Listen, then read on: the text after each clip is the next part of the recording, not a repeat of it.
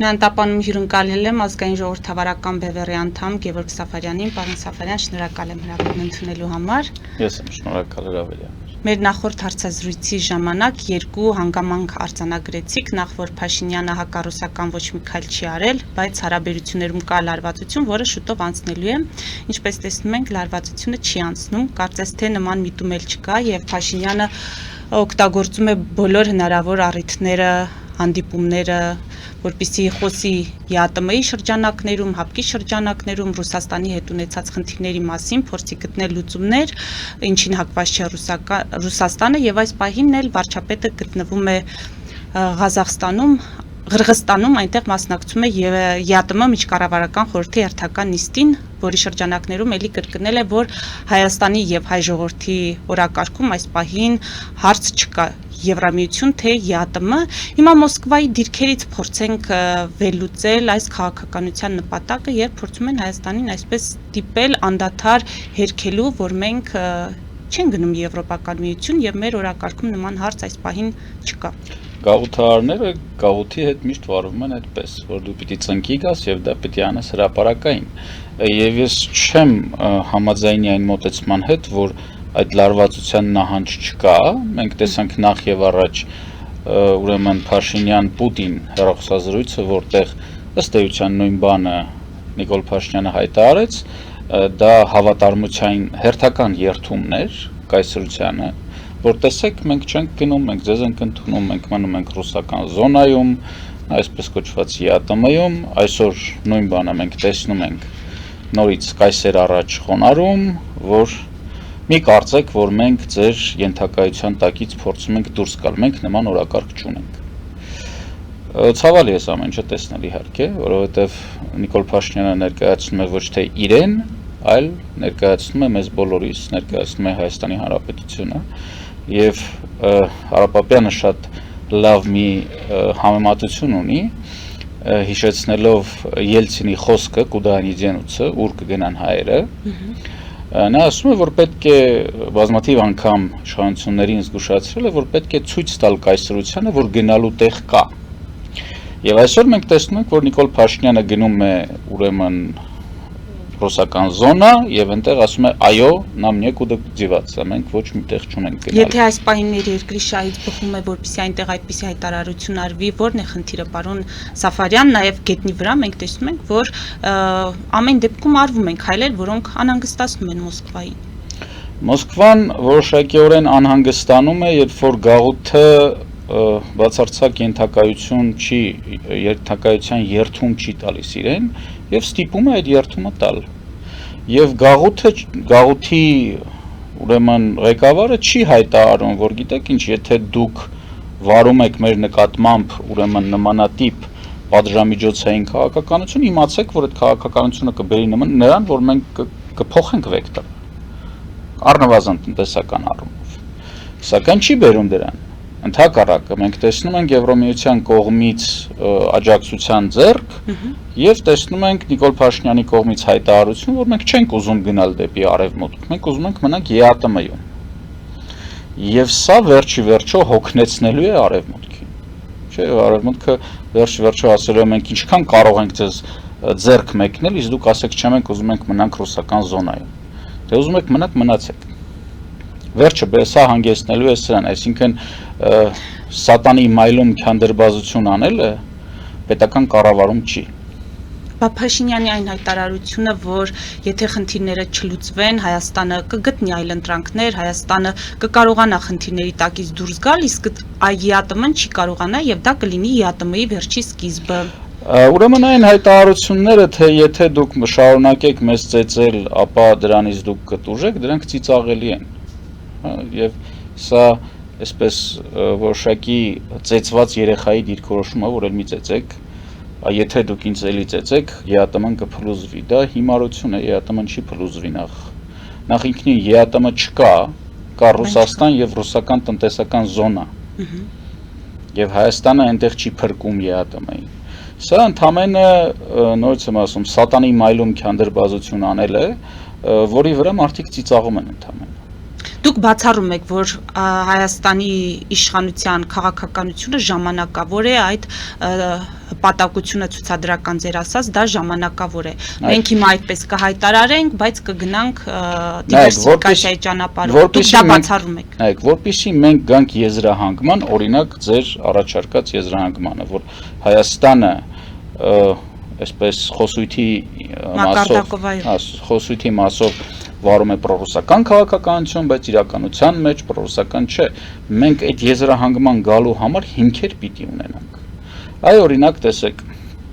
Հարավկովկասյան երկաթուղիների նկատմամբ հարուցված էին քրեական գործեր, որովհետև այդ ընկերությունը Հայաստանի երկաթուղիները թալանել է եւ շարունակում է թալանել։ Սակայն երբ որ Լավրովը ասեց դա մեզ դուր չի գալիս, բոլոր քրեական գործերը կարճվեցին։ Մենք ունենք այդ քրեական գործերի վերաբացում, չունենք։ Բայց մենք ունենք հայտարարություն Նիկոլ Փաշինյանի, թե Հայաստանի երկաթուղիները պատկանում են Հայաստանի Հանրապետությանը եւ մենք ոնց ուզենք կառավարենք այն։ Եվ դրան այլ ընտրանք չկա, եւ եթե անհամաձայնությունները շարունակվում են, ապա դրան կարելի է քննարկել արբիտրաժային դատարանում։ Բայց մենք տեսնում ենք հայտարարություն կա, եւ մենք տեսնում ենք գետնի վրա իրական հարուցված քրեական գործերը վերաբացված չեն։ Հարց է առաջանում, ինչի վերաբացված չեն։ Սպասում են հարմար պահի։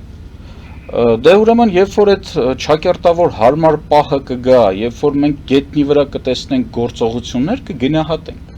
Երբ որ մենք տեսնում ենք, որ գետնի վրա գործողություններ չկան, ինչը գնահատենք։ Այսինքն խոսելով կարելի է բառերով ամրոցներ կառուցել, կարելի է երկրի ներսում այսպես մեծ թագավոր երևալ, անպարտ, հա, իսկ երբ որ զանգել Պուտինին, սկսել կմկմալ, թե գիտեք ինչ, մենք ինքան էլ չենք ուզում գնալ Եվրոպա։ Հա, մի ծեծեք մեզ։ Հասկանում եք, գործողություններն ու խոսույթը իրար համապատասխան չեն։ ԵԱՏՄ պատժամիջոցներից Հայաստանի նկատմամբ կիրառված, դրանից միայն Հայաստանն է տուժում, թե Ռուսաստանը տուժում է։ Չէ, Ռուսաստանը իհարկե չի տուժում, ինքը կգտնի իր համար այդ իր շուկայի մեջ Հայաստանը փոքրիկ մի էլեմենտ է։ Ինքը այդ էլեմենտը բավարարելու այլ եղանակներ կգտնի։ Այստեղ տուժում է Հայաստանը եւ տուժում է ոչ թե նրանից, որ Ռուսաստանը, ոչ այնքան նրանից, որ Ռուսաստանը մեզ պատժում է, այլ նրանից, որ մենք դրա այլ ընտրանքը չենք կազմակերպել այս տարիների ընթացքում, իսկ մենք այսօր առնվազն բոլորը մենք շատ ավելի շուտ ենք տեսնում, բայց լայն զանգվածները այսօր տեսնում են, որ արևմուտքը այդ ձեռքը մեկնում է եւ այդ ձեռքը մեկնել է միշտ, բայց այս իշխանությունները արևմուտքի հետ չեն աշխատել, Եվրոպայի հետ չեն աշխատել, ասում եմ ավելին, նաեւ չեն աշխատել Ասիայի հետ, չեն աշխատել արաբական պետությունների հետ, որովհետեւ այդ product-ը, որ դու արտադրում ես, հեչ պարտադիր չի գնա եվրոպական շուկաներ։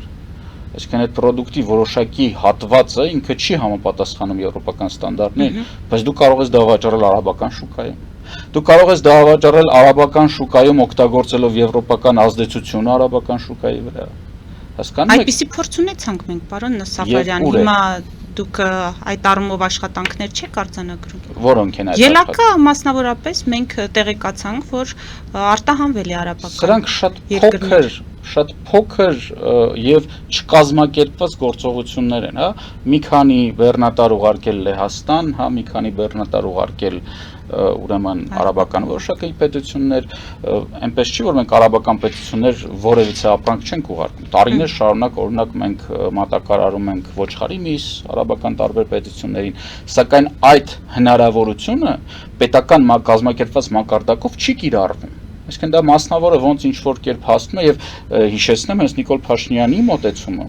եւ երբ որ նա հայտարարեց մասնավորին, ասաց գնացեք ոնց ուզում եք բան այդ ապրանքները վաճառեք նոր շուկաներում։ Դուք չհամաձայնեցիք, երբ ասացի, որ լարվածությունը չի թուլացել, միտում էլ չկա,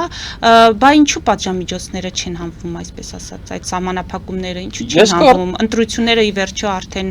արձանագրված իրողություն են, նախատեսում կար, որ դրանից հետո կփոխվի Ռուսաստանի վերաբերմունքը։ Դե նորեն ավարտել ընտրությունները եւ այսօր մենք տեսնում ենք, որ բանը հնազանդ այս դիրքորոշումը իշխանությունների նորից սկսվել է,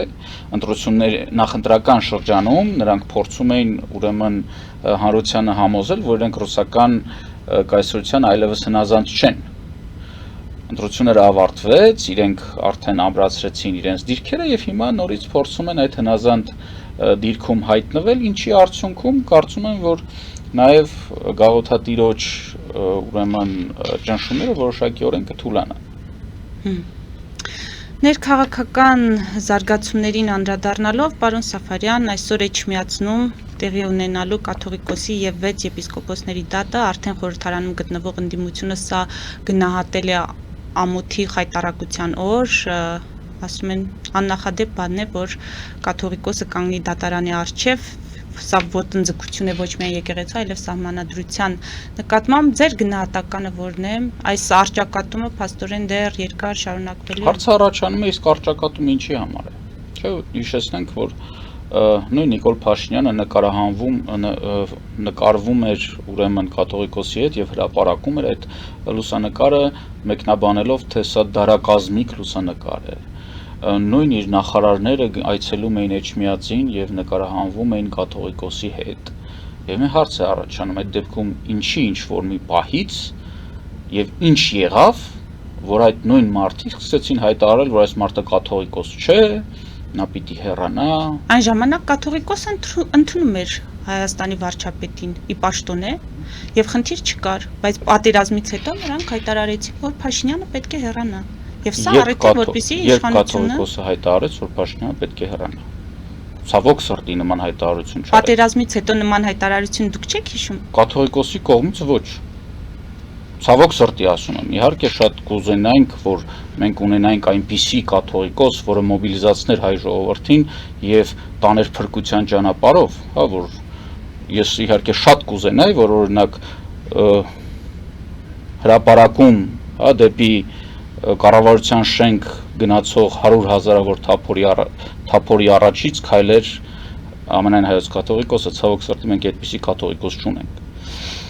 Եվ որն է պատճառը, հիշեցնեմ, որ հալածանքները սկսվեցին անմիջապես Թուրքիա, այսինքն Թուրքիա այցելությունից առաջ որոշակի ակնարկներ եղան եւ Թուրքիա այցելությունից անմիջապես հետո։ Եվ սկսվեցին այն ժամանակ, երբ որ Ադրբեջանի հոգևոր առաջնորդը հայտարարեց, որ հայ առաքելական եկեղեցին հանդիսանում է վտանգ։ Անմիջապես սրանից հետո այս իշխանությունները բերեցին ինչ-որ անհեթեթ հիմնավորումներ, թե կաթողիկոսը դուստր ունի, ինչ-որ երեխա ունի, խախտել է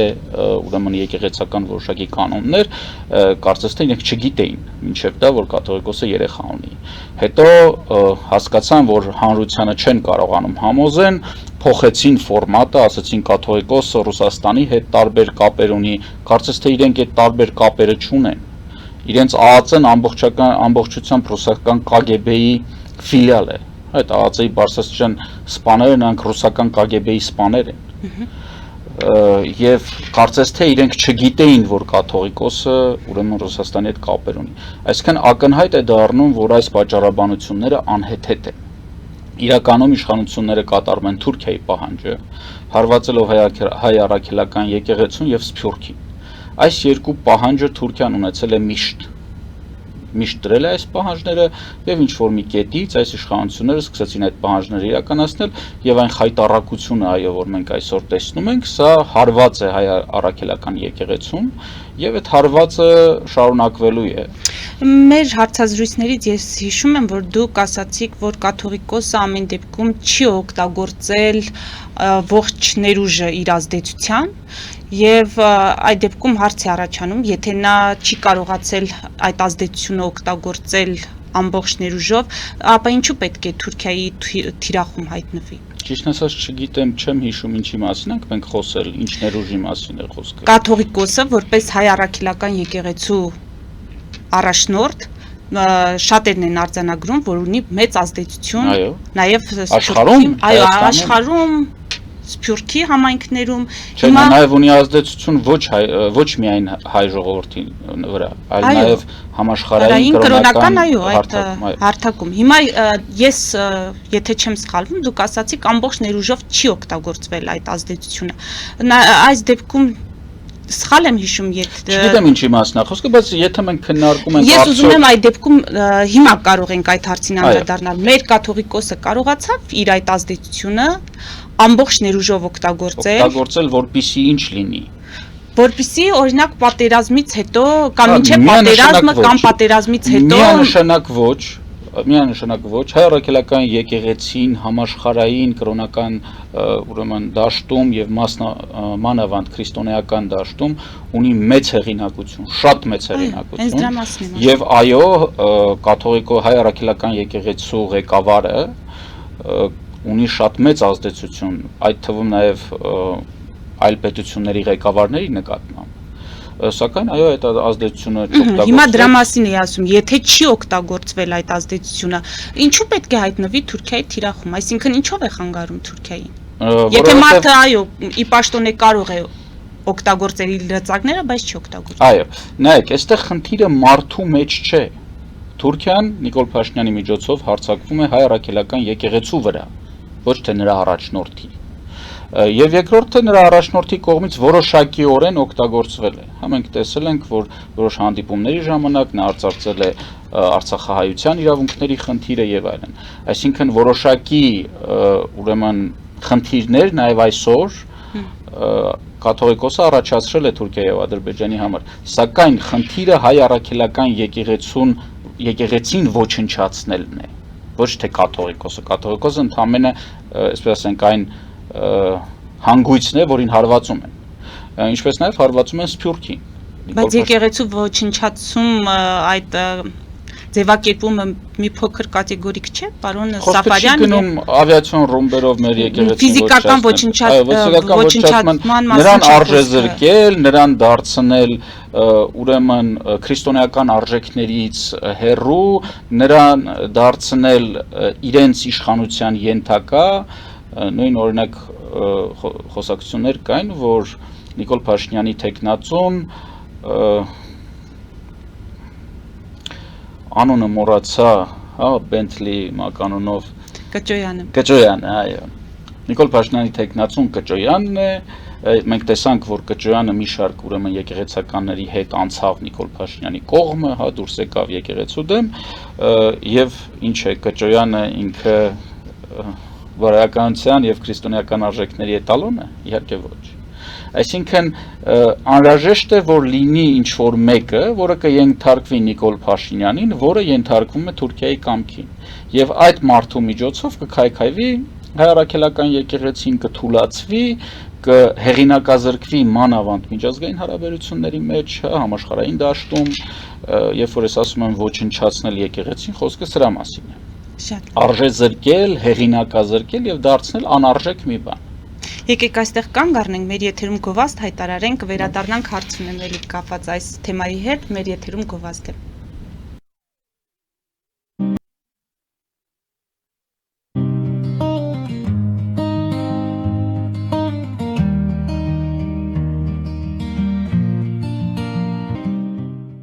Ֆելիչե ժամանակակից ատամնաբուժական կլինիկա։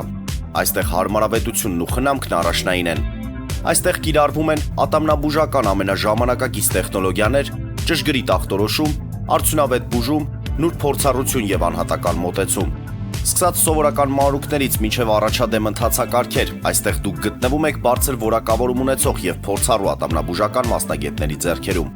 Մեր բարեկամական եւ հյուրընկալ անձնակազմն այստեղ է յուրաքանչյուր այցը հաճելի դարձնելու համար։ Ֆելիչե, ձեր առողջ եւ ամենաերջանիկ շպիտը սկսվում է այստեղից։ Եկեք եւ բացահայտեք նորարարության փորձագիտության եւ կարեկցանքի կատարյալ համադրությունը։ Երևան Փոստը Գրանադայի ուզում տեղեկացնում է։ Դրամական փոխանցումներ 1%-ով։ Օդանավով 1 փաունդը 2.99։ Նավով ուղարկեք 1 արկղ, երկրորդ արկղը անվճար։ Ավտոմեքենաների փոխադրում անհավատալի արժեքներով։ Ինչպես նաև կահույք եւ մեծ չափի բեռների փոխադրում։ Jackpot հագուստի խանութը երկրորդ մասնաճյուղն է բացել Գլենդելի սրտում, որտեղ կարող եք ձեռք բերել եվրոպական եւ ամերիկյան ընտիր հագուստեղեն, կոշկեղեն, աքսեսուարներ, պայուսակներ ամենահարմար արժեքներով։ Նաև կարող եք ցանկացած ապրանք պատվիրել եւ ձեռք բերել կարճ ժամանակում։ Jackpot-ի Գլենդելի հասցեն է 1135 North Pacific Avenue, հեռախոս 818 813 2252։ Jackpot հագուստի լավագույն կենտրոնը Գլենդելում։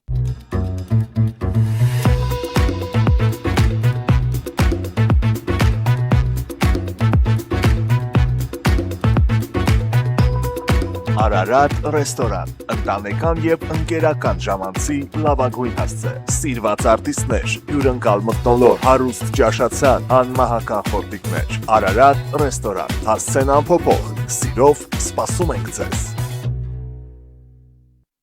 Լավագույն պաղպաղակ, բնական, համեղ եւ մատչելի գներով պաղպաղակը կարող եք ձեռք բերել բոլոր հայկական խանութներում։ Պահանջեք հայկական պաղպաղակ, Թամարա պաղպաղակ։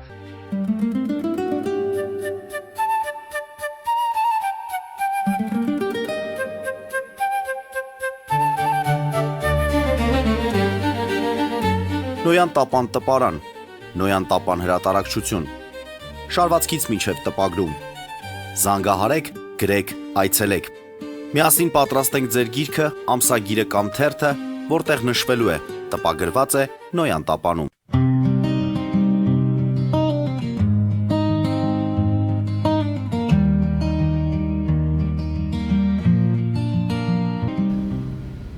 Նոյան եթերում հրատապարծեր հաղորդաշարն է, հիշեցնեմ, որ զրուցում եմ ազգային ժողովրդավարական բևեռի անդամ Գևորգ Սաֆարյանի հետ։ Պարոն Սաֆարյան, մեր հարցազրույցների ընթացքում ես փորձում եմ ձեր տրամաբանությամբ գնալ եւ հարցերը ըստ այդմ կազմել, ձևակերպել։ Հիմա Փաշինյանը եկեղեցու դեմ գործում է Թուրքիայից ինչ ակնկալիք ունենալով, թե անվճար է այդ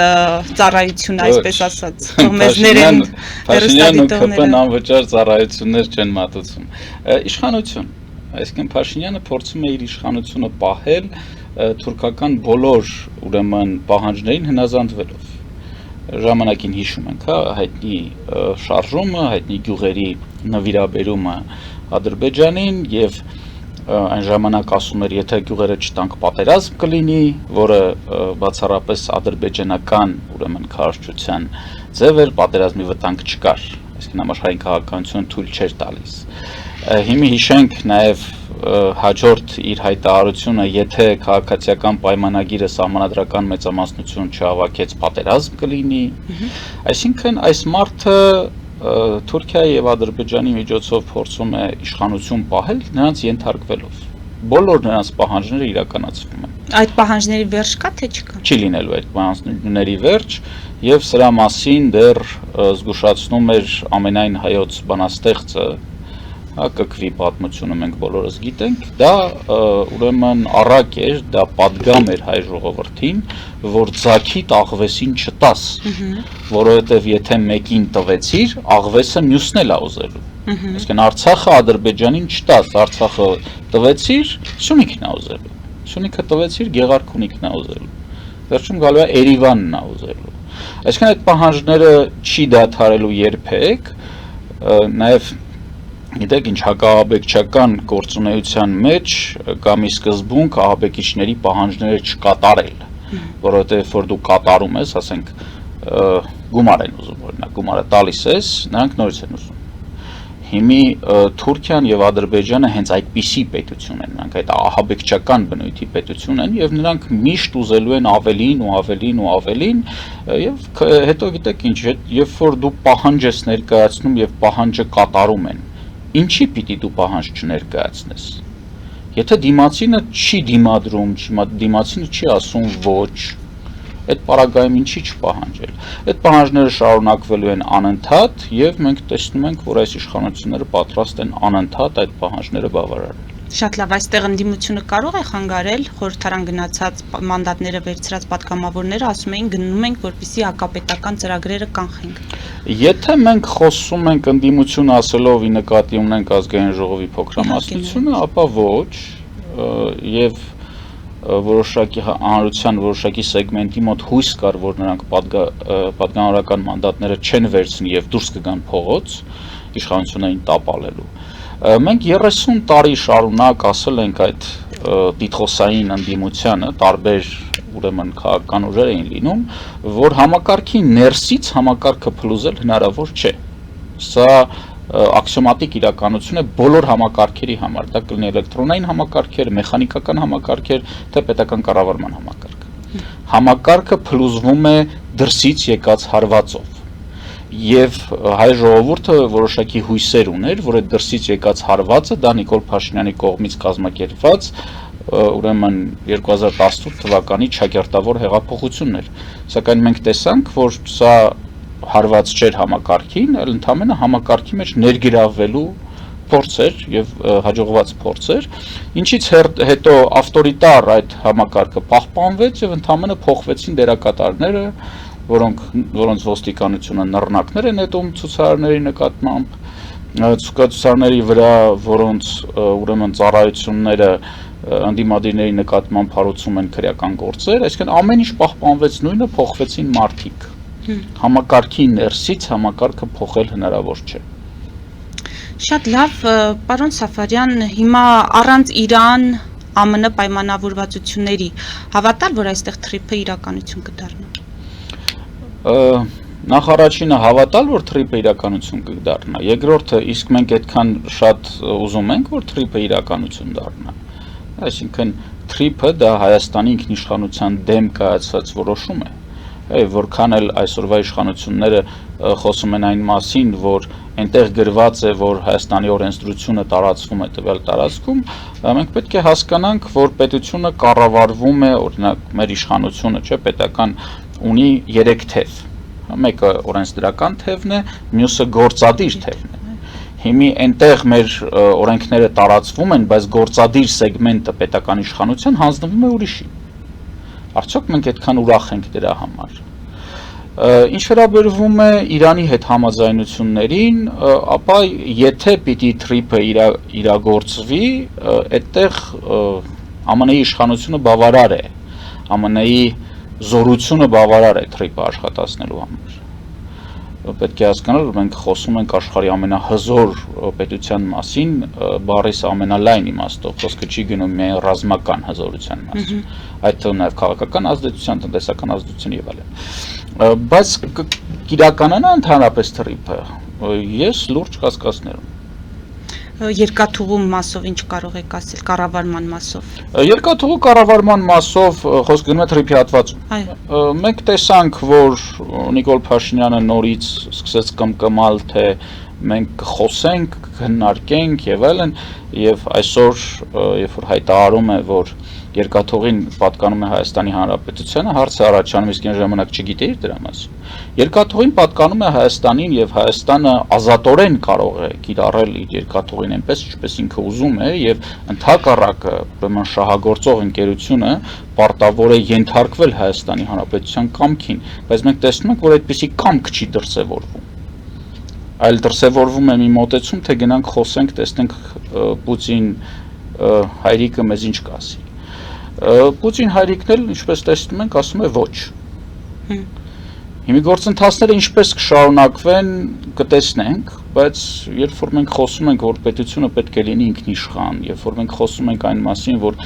պետությունը, պետական իշխանությունները պետք է պետության շահը առաջ տանեն, այլ ոչ թե կայսրության շահը, խոսքը հենց սրա մասին։ Իսկ մենք այսօր տեսնում ենք հակառակը։ Պետական իշխանությունները անգամ հայտարարելով, որ երկաթուղին պատկանում է Հայաստանի Հանրապետությանը, միևնույնն է չեն կայացնում որոշումներ, որոնք նախ եւ առաջ այդ թալանչի ընկերությանը կպատժեին մեր Հայաստանի Հանրապետության երկաթուղին տարիներ շարունակ, տասնամյակներ շարունակ թալանելու համար։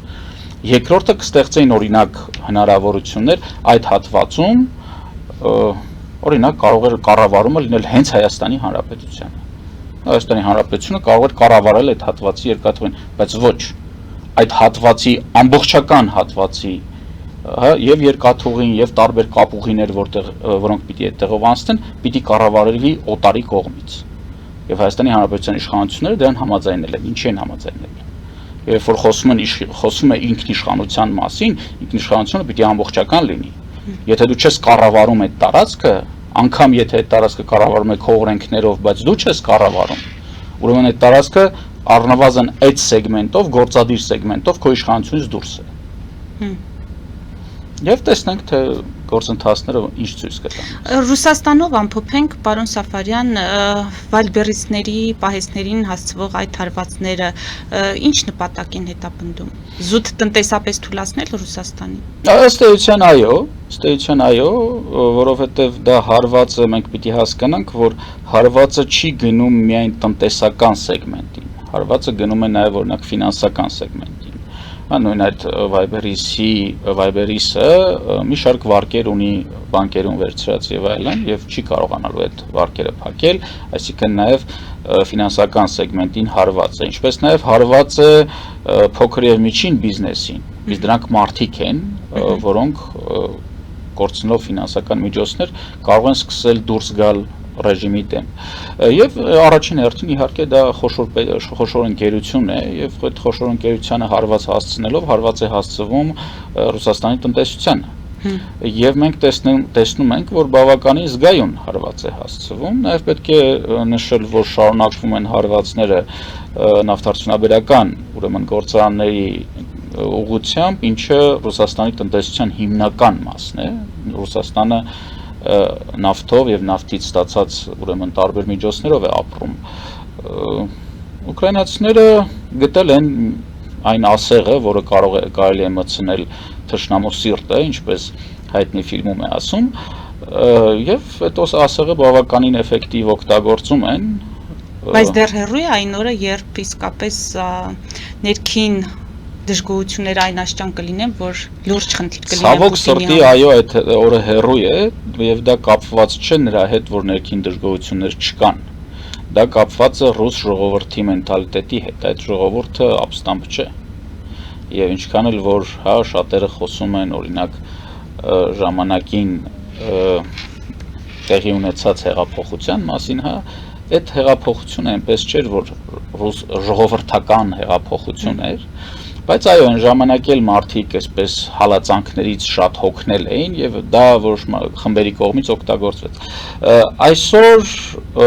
ռուս ժողովուրդը այդպիսի հալածանքներ չի զգում իր վրա, այսինքն առավոտ գնում են գործի, երեկո են գալիս են տուն եւ այսպիսի իրավիճակում ցավոք սրտի նրանք չեն ապստամբելու։ Ինչ կլինի հետագայում մենք կտեսնենք, բայց միանշանակ մենք կարող ենք ասել, որ Ուկրաինան շարունակելու է հարվածել Ռուսաստանի տնտեսությանը, միանշանակ կարող ենք ասել, որ դա բերում է հետևանքներ, Ռուսաստանը ծախսելով այդ տարիների ընթացքում իր կուտակած ուրեմն հավելյալ ռեսուրսները, դրանք սպառել է, եւ հիմա ոչ միայն հավելյալ ռեսուրս չի կարողանում գեներացնել, այլ նաև դրա կարիքը ունի եւ այդ ռեսուրսները չկան եւ ընդհակառակը գեներացվող ռեսուրսներին էլ ուրեմն Ուկրաինան հարվածում է միանշանակ շարունակվելու են հարվածները եւ այդ հարվածները մենք տեսնում ենք որ մեծ խորությունների են ինչպես ուրեմն անօթաչու սարքերով են հարվածում այնպես էլ թվավոր հրթիռներով որի տված վնասները իհարկե ավելի մեծ են եւ այս ամենը շարունակվելու է Ես կարծում եմ, որ ինչ-որ մի կետից Ռուսաստանը արդեն լուրջ ցնցումների մեջ կընկնի։ Շնորհակալ եմ։ Ես եմ շնորհակալ։ Մեծ դիտողներին հիշեցնեմ, որ զրուցում է ազգային ժողովրդավարական բևեռի անդամ Գևորգ Սաֆարյանի հետ, մեր ուղիղ եթերները կարող եք դիտել Patreon-ում, նաև այդ հարթակում աջակցել էկրանին երևացող QR կոդով։